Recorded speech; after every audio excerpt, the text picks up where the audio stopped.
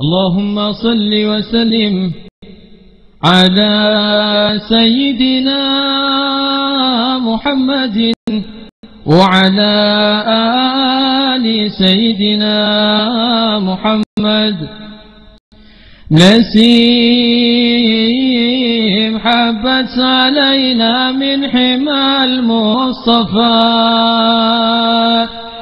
نسيم حبت علينا من حمى المصطفى، نسيم فيها الهنا فيها الدواء والشفاء،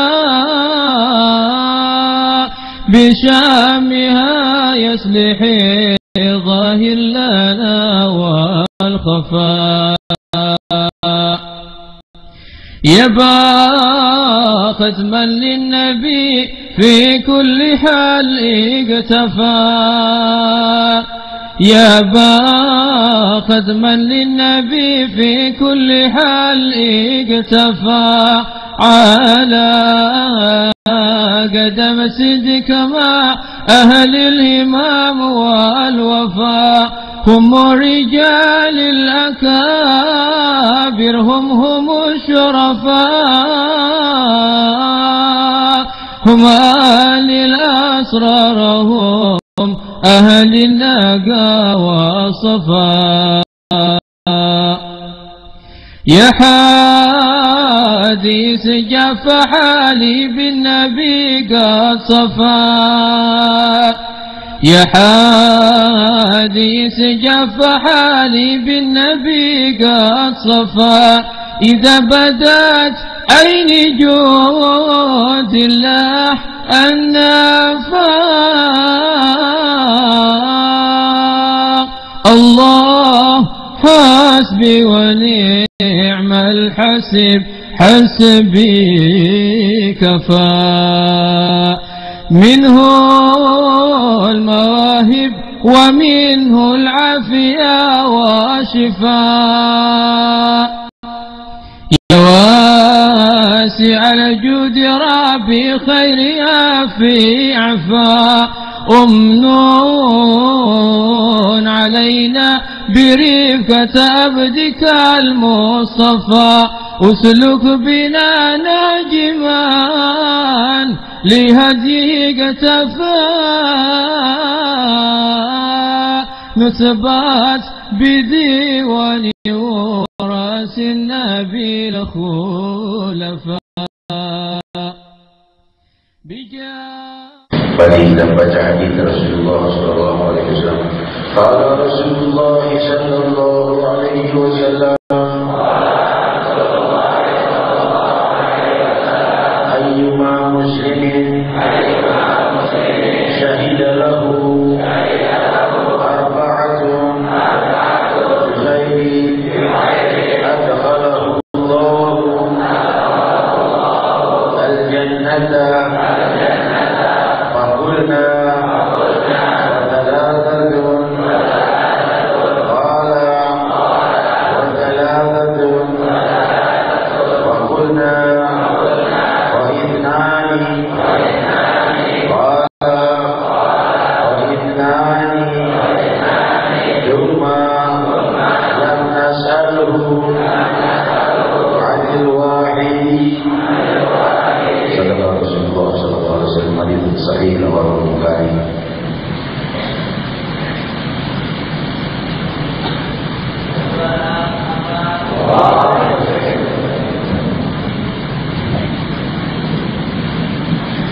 Assalamualaikum warahmatullahi wabarakatuh. Hamdan li rabbil khasalah bi Muhammadin wa amqadana min dhulmatil jahli wal dayajili.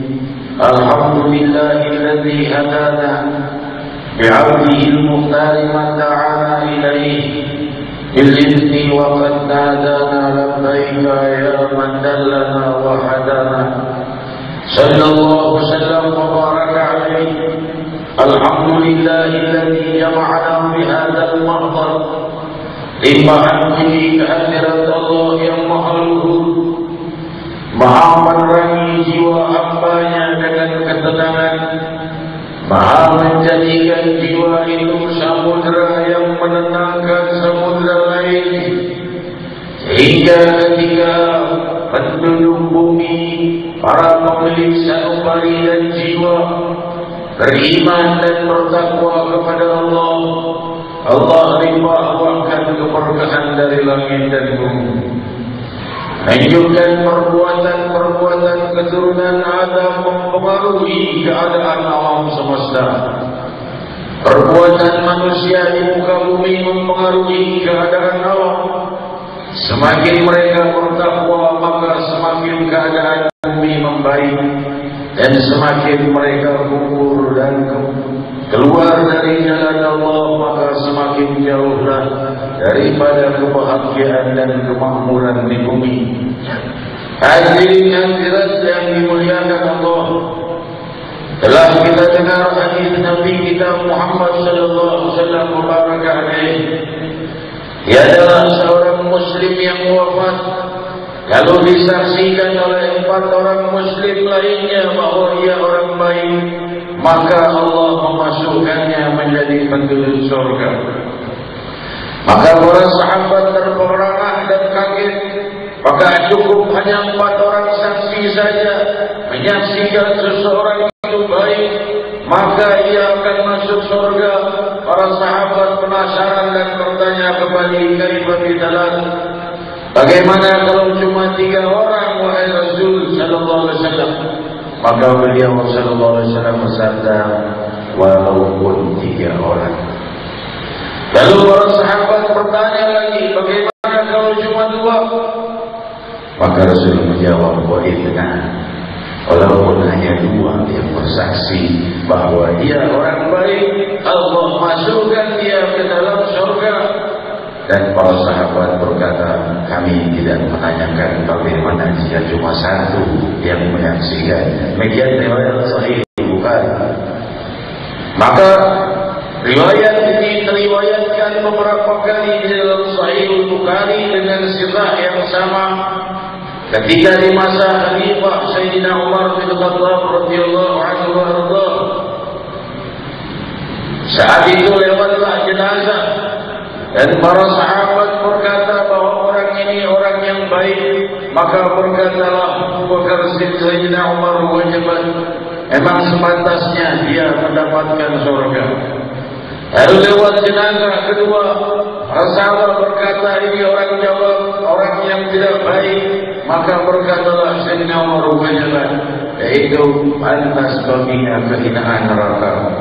Para sahabat bertanya, maka Sayyidina Umar meriwayatkan hadis ini lalu menambahkannya, antum syuhada Allah fil ardh. Kalian adalah saksi-saksi Allah di muka bumi. Menunjukkan dari bentuk kemuliaan hadis ini bagaimana eratnya hubungan muslimin dan muslimat, satu sama lain menyaksikan kebaikan saudaranya. Maka itu menjadi dalil yang kuat baginya di hadapan Allah untuk diselamatkan dari kemurkaan Allah.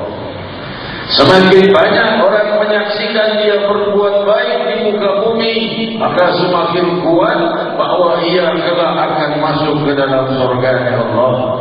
Demikian hadirin hadirat, dan tentunya cermin terindah dari seindah-indah makhluknya Allah Sayyidina Muhammad sallallahu alaihi wasallam mubarak alaihi. 12 Rabiul Awal adalah hari yang sangat bersejarah bagi seluruh muslimin dan hari yang sangat agung bagi sepanjang waktu dan zaman, sejak zaman dicipta hingga zaman ini berakhir. Hadirin, dan tentunya Senin 12 Rabiul Awal mempunyai momen yang banyak. Kelahiran sang Nabi, hari hijrah masuknya sang Nabi, bersatunya Muhajirin dan Ansar, dan hari wafatnya Nabi Muhammad.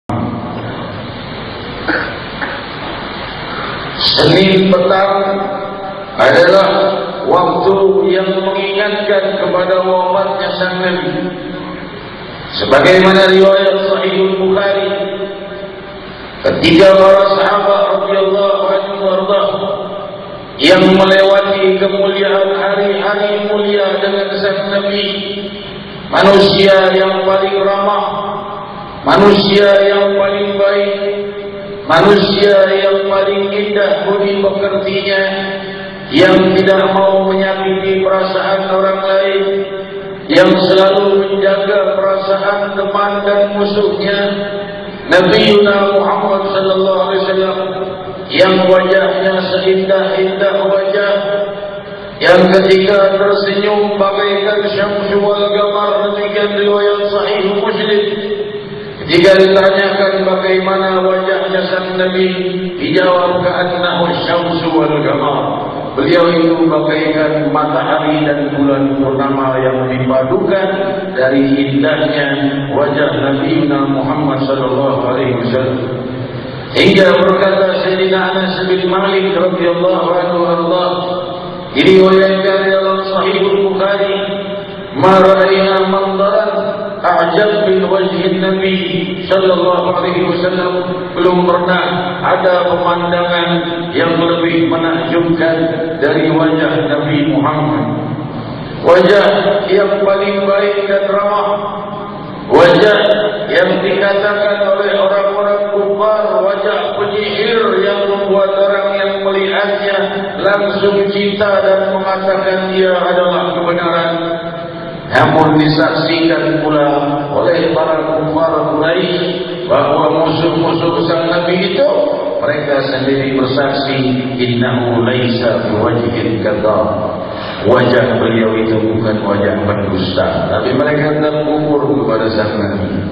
Hadirin hadirat yang dimuliakan Allah, Senin 12 Rabiul Awal juga mengingatkan tentang peristiwa wafatnya beliau yang terjadi pada hari Senin 12 Rabiul Awal.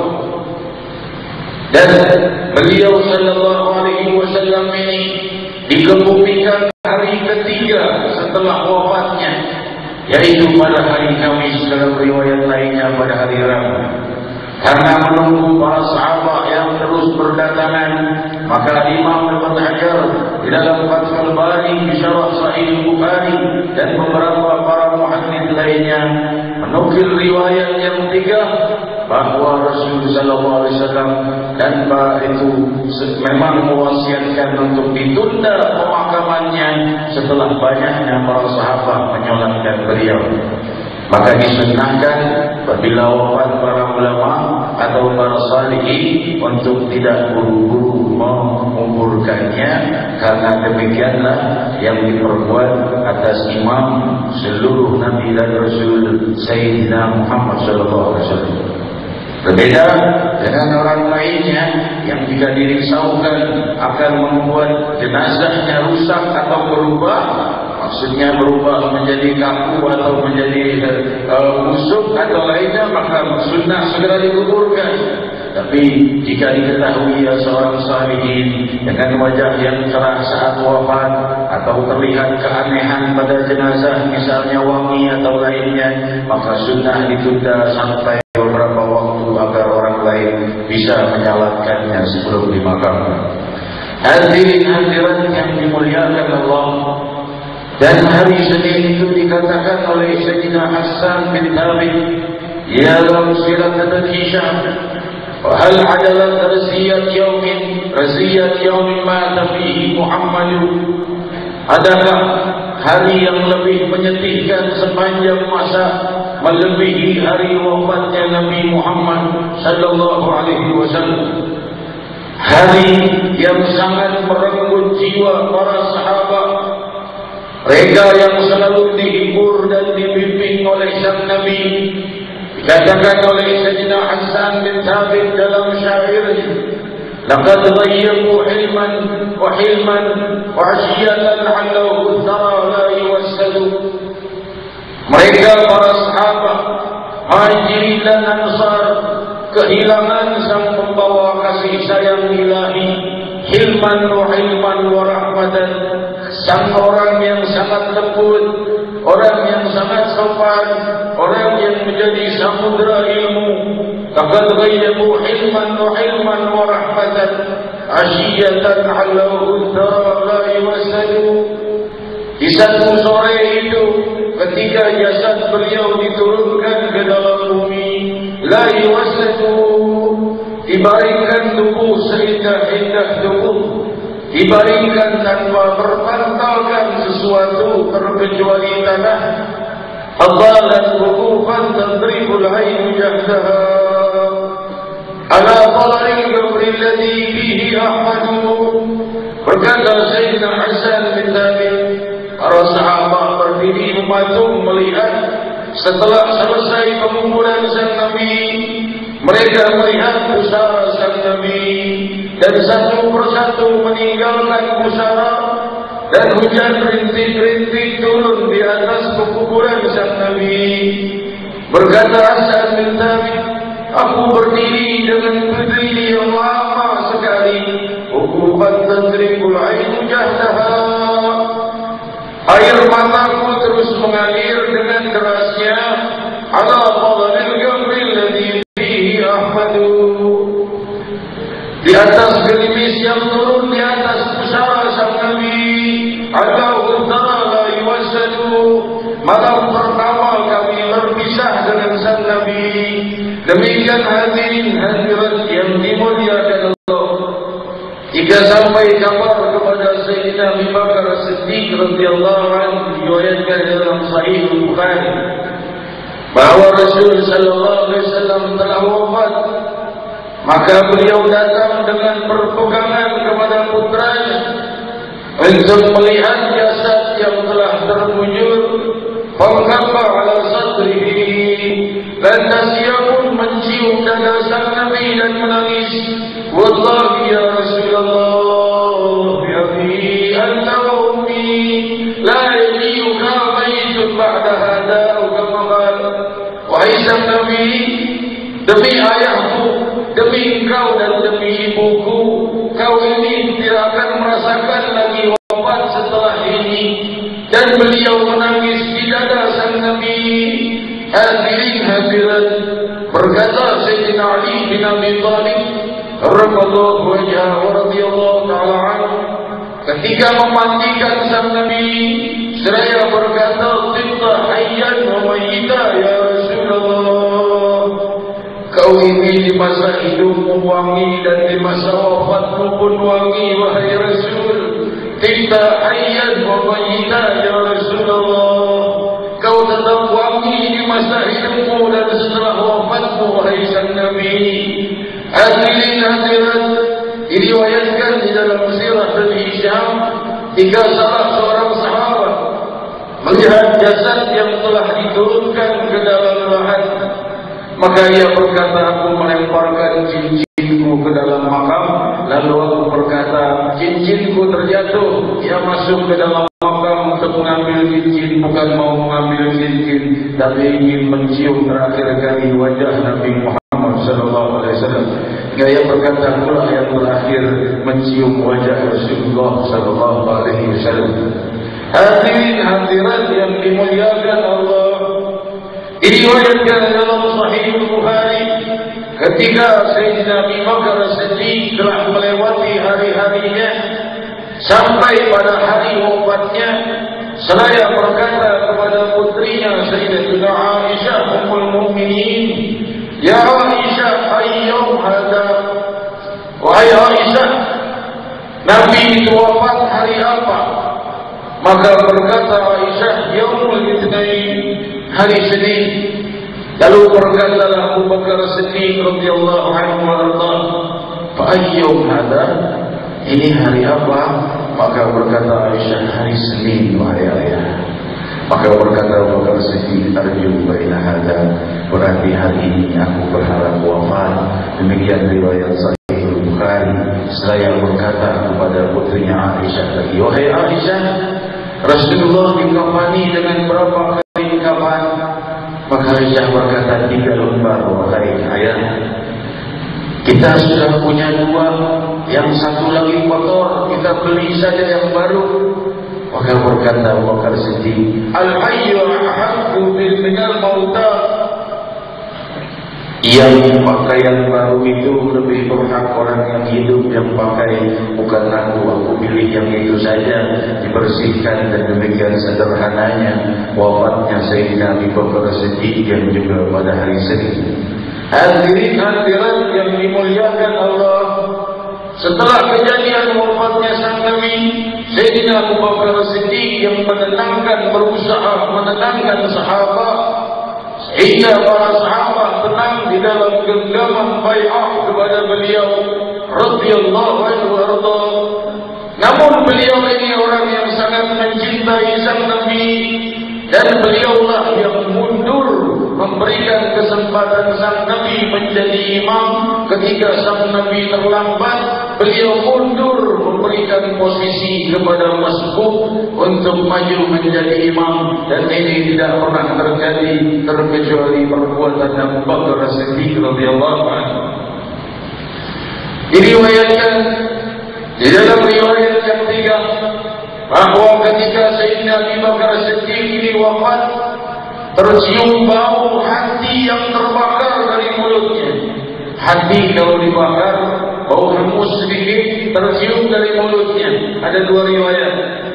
Satu riwayat mengatakan itu adalah racun yang dimakannya bersama Rasul, mendahului tangan sang Nabi, didahului oleh Abu Bakar Siddiq. Dicoba dulu, beracun tidak, ternyata beracun.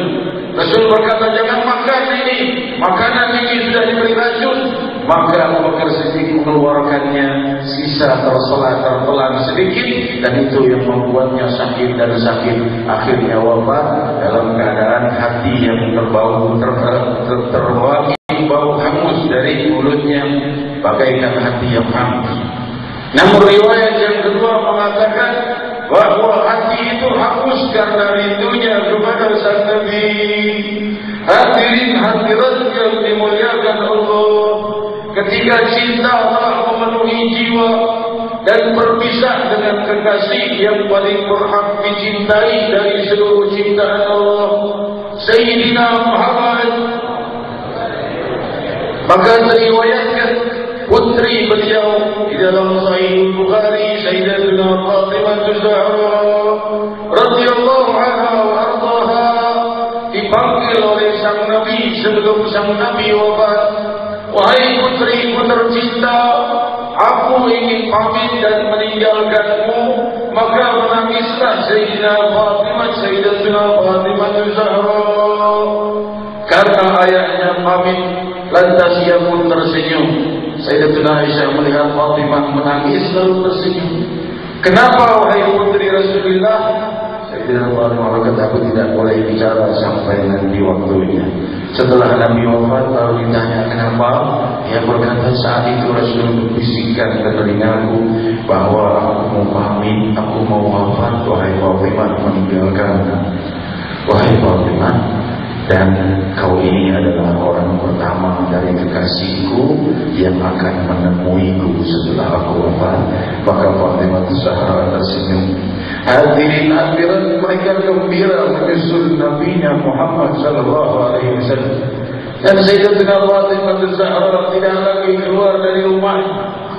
Sekali terjadi permasalahan dan perselisihan dengan Sayyidina Abu Bakar Siddiq yang dijelaskan pada Fathul Bari Syarah Sahih Bukhari bahwa Sayyidina Abu Bakar Siddiq datang ke rumah Sayyidatuna Fatimah Az-Zahra dan memohon ridha dan restu, dan dia tidak keluar dari rumah itu sebelum dia telah direstui dan diridhai oleh putri Rasulullah Sayyidatuna Fatimah Az-Zahra yang telah dijelaskan oleh sang Nabi, Fatimah bid'atun minni faman abghadaha faqadani. Fatimah adalah belahan jiwaku, barang siapa yang membuatnya marah maka akan membuatku marah. Demikian keadaan mereka radhiyallahu anha wa ardhaha. Tidak lama kemudian Sayyidatuna Fatimah Az-Zahra menyusul sang Nabi. Hadirin hadirat yang dimuliakan Allah, disusul oleh Sayyidina Abu Bakar As-Siddiq, dan khalifah dipegang oleh Sayyidina Umar bin Khattab radhiyallahu anhu wa ardhah. Diriwayatkan dalam Sahih Bukhari bahwa ketika Sayyidina Umar ini sudah di nafas-nafas terakhirnya, maka ia berwasiat kepada putranya, pergilah kau kepada Sayyidatuna Aisyah, mohon izin kalau boleh aku ingin dimakamkan di sebelah makam sang Nabi dan bersama Abu Bakar Siddiq. Maka pergilah Abdullah bin Umar ke rumah Ummul Mukminin radhiyallahu anha. Ayahku sudah luka parah dan menyampaikan salam kepadamu wahai Ummul Mukminin. Kalau diizinkan ayah ingin dimakamkan di sebelah makam sang Nabi bersama ayahku yaitu Abu Bakar Siddiq. Maka di saat itu berkata Ummul Mukminin, Mandul, aku izinkan. Sayyidina Umar tersengal-sengal menanti kabar. Datanglah kabar putranya Abdullah bin Umar seraya berkata, "Mada taqul?" Bagaimana? Apa jawaban dari Ummul Mukminin Aisyah? Maka berkata Mandul, sudah diizinkan. Maka berkatalah Sayyidina Umar, Allah, demi Allah, laisa bi ahmad min dalikal mudda'i. Demi Allah, tidak ada yang lebih kudambakan dari dimakamkan di sebelah makam sang Nabi. Demikian diriwayatkan dalam Sahih Bukhari. Hadirin hadirat yang dimuliakan Allah, demikian satu persatu sahabat wafat menyusul sang Nabi sampai di masa Sayyidina Bilal bin Rabah meninggalkan Madinatul Munawwarah bersama para sahabat karena tidak tahan tinggal di Madinah dari rindunya kepada sang Nabi. Maka berkata Sayyidina Bilal, satu waktu aku bermimpi Nabi sallallahu alaihi wasallam dan Rasul sallallahu alaihi wasallam berkata, "Ma hadhil jam?" Ya Bilal, tidak mau kunjung ke Madinah. Maka Bilal keesokan harinya mengunjungi Madinah. 1 tahun dia tidak masuk Madinah. Maka para sahabat menyambut kedatangan beliau dan berkata, "Wahai Bilal, azanlah engkau sebagaimana di saat masa hidupnya sang Nabi." Bilal ini hadirin hadirat adalah pemanggil bagi para sahabat. Jadi Rasul Bilal itu ada bukan hanya untuk waktu sholat saja. Kalau memanggil sahabat, Rasulullah mau kumpulkan sahabat, Bilal suruh adzan. Jadi kalau sudah Bilal adzan, berarti itu panggilan Rasulullah. Sejadi panggilan jihad, sejadi panggilan ayat atau lainnya. Kalau Rasulullah mau memanggil sahabat, Bilal disuruh adzan. Kalau sudah adzan Bilal, semua para sahabat meninggalkan aktivitasnya demi mendatangi panggilan sang Nabi. Maka Bilal berkata, aku tidak ada setelah wafatnya Rasulullah. Sampai berjumpa dengan Sayyidina Hasan bin Husain. Ya Bilal, adzin kama adzanta fi ayyami jaddina. Wahai Bilal, adzan seperti waktu masih ada kakek kami. Maka berkata Bilal menciumi Sayyidina Hasan bin Husain, dulu kakek kalian menciumi kalian dan memeluk kalian. Sekarang aku tidak mau tolak dan mengecewakan kalian. Maka berdirilah Bilal seraya memandangkan azan.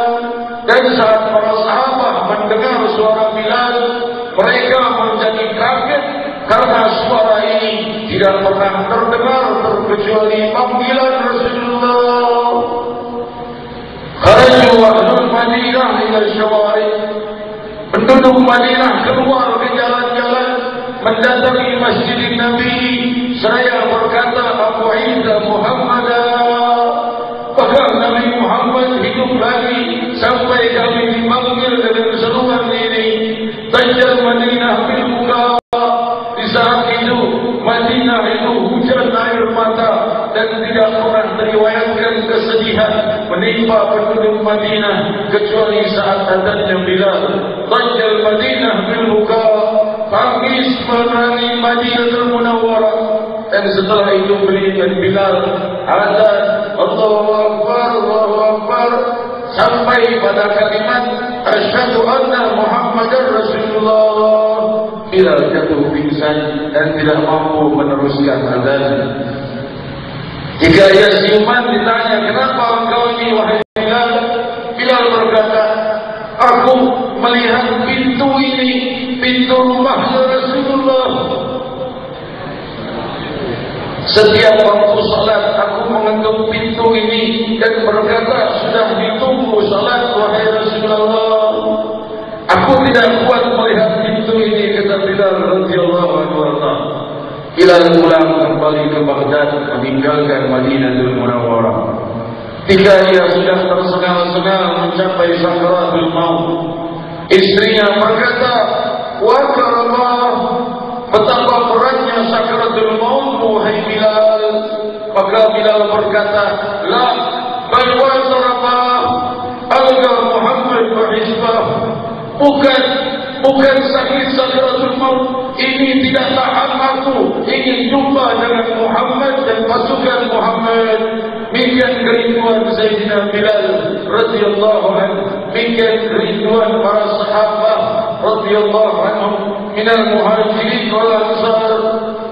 Hadirin hadirat yang dimuliakan Allah, di antara para sahabat ada yang menyimpan sehelai rambut, sebagaimana riwayat Sahih Bukhari. Ditanya, ini rambut siapa? Sahabat itu berkata, ada sya'ratun Nabi, ini sehelai rambutnya Nabi sallallahu alaihi wasallam. Maka berkatalah para sahabat lainnya, kalau taka'ani sya'rat wahidah khairun li minad dunya wa ma fiha. Bagiku sehelai rambut ini lebih baik dari dunia dan segala isinya.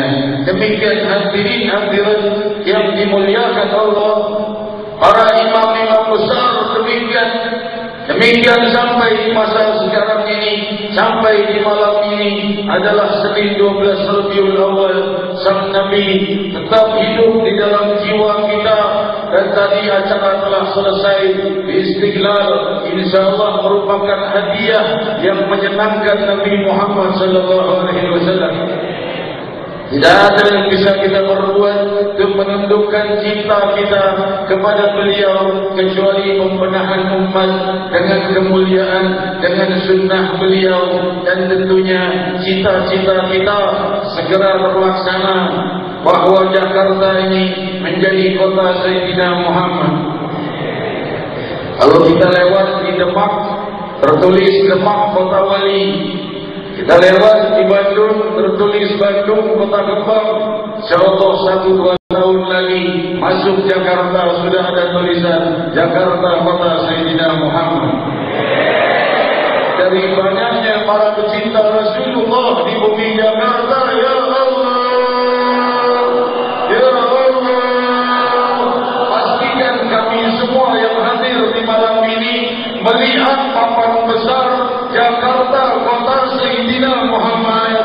Ya Rahman ya Rahim, Jakarta kota yang damai, Jakarta kota yang sejuk, Jakarta bukan kota kriminal, tapi Jakarta kota Sayyidina Muhammad. Ya Rahman ya Rahim, ya Allah.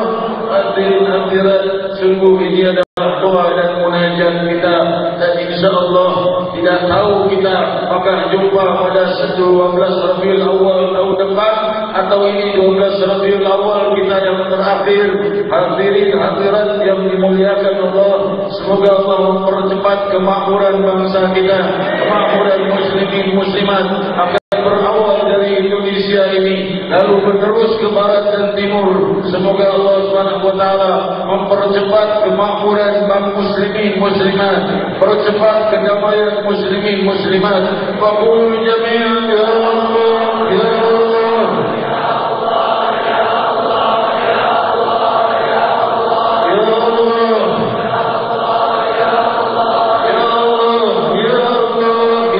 ya Allah ya Allah ya Allah ya Allah ya Allah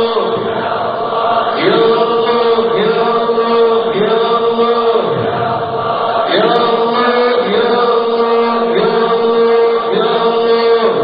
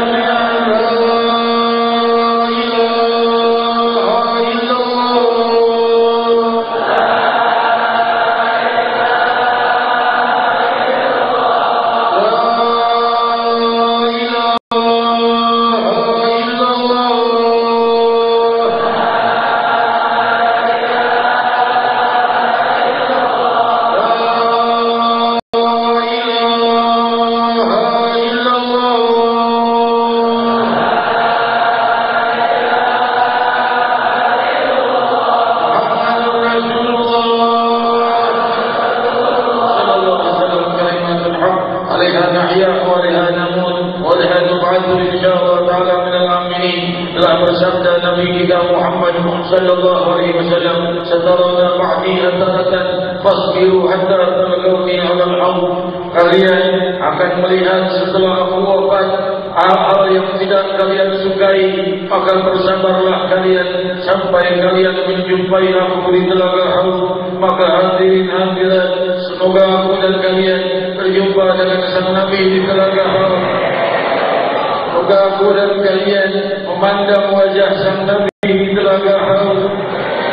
Aku dan kalian akan dibangkitkan oleh Allah, dan semua yang pernah hidup di muka bumi pastikan kami di telaga haud Nabi kami Muhammad. Inna a'tainakal kautsar, sungguh kami memberi padamu telaga al-kautsar, pastikan kami mendapat minum dari telaga al-kautsar milik Nabi Muhammad sallallahu alaihi wasallam. Inna a'tainakal kautsar, sungguh Allah memberikan kepadamu wahai Muhammad telaga al-kautsar.